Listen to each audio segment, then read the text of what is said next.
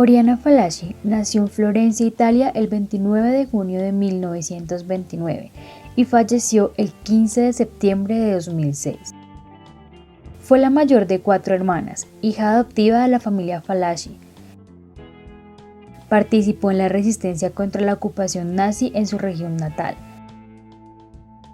La joven Fallaci se unió así al movimiento clandestino de la resistencia Justicia y Libertad, viviendo en primera persona los acontecimientos de la guerra.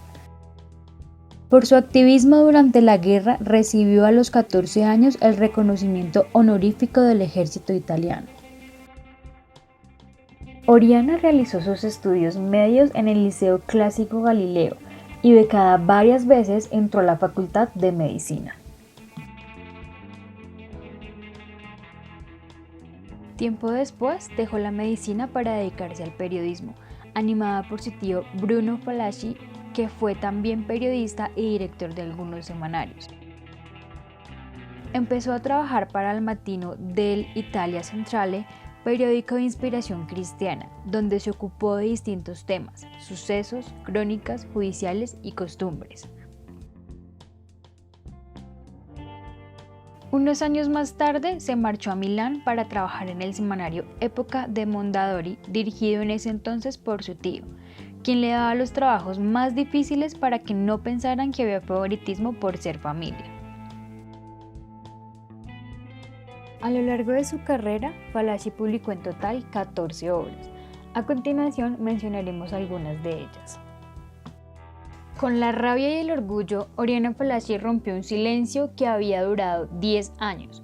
Lo rompió inspirándose en el apocalipsis que la mañana del 11 de septiembre de 2001, no lejos de su casa de Manhattan, desintegró las 2 torres de Nueva York y redujo a cenizas miles de personas.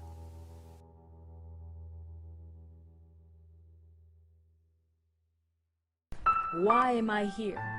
Because since September 11th we are at war. Because the front line of that war is here in America. Because when I was a war correspondent, I liked to be on the front line.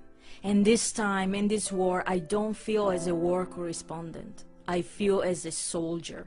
The duty of a soldier is to fight. And to fight this war, I deploy a personal weapon. It's not a gun. It's a small book, The Rage and the Pride. My soldier weapon is the weapon of truth. The truth that begins with the truth I maintain in these pages.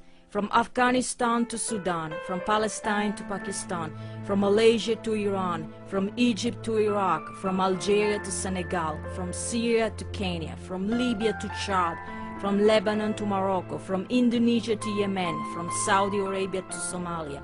The hate for the West swells like a fire fed by the wind. And the followers of Islamic fundamentalism multiply like a protozoa of a cell, which splits to become 2 cells, then 4, then 8, then 16, then 32 to infinity. The ferocious faces that threaten fists, the fires that burn the American flag. The clash between us and them is not a military clash. Oh no, it's a cultural one, a religious one. We're pleased to have her join us to talk about this book, Inshallah? Inshallah. Inshallah. Inshallah. Which it's means an Arab God... word. As God likes, as God wants, which means, in my interpretation, which is very legitimate, fate, destiny. But it's a word they continuously say, you know, like in Italy we say ciao, or like here in America we say hello. All right, now let me just tell a couple of things just ought to be said for you. This was #1 and may still be #1 in Italy for a long time, was it not? Oh yeah, it like, started, it left like a rocket. Yeah, something like 600,000. What, before we talk about what this is, the story and the setting and what you're saying here about war and about set in Beirut in 1983, why fiction rather than journalism to say what you want to say about war, relationships, power? Right. Well, thank you for this question. Because, you see, when I say that journalism was for me like a narrow jacket,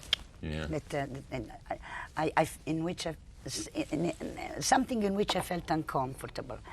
I meant that when you write an article, a reportage, you have to stay within the limits of what has happened, what has been said. I mean, you must be very rigorous in reporting without inventing, without distorting, without manipulating, which I was very good in it. But the better I was in being so rigorously faithful to events, the more I felt like writing handcuffed, you know? Yeah. You cannot move, you cannot open your arms.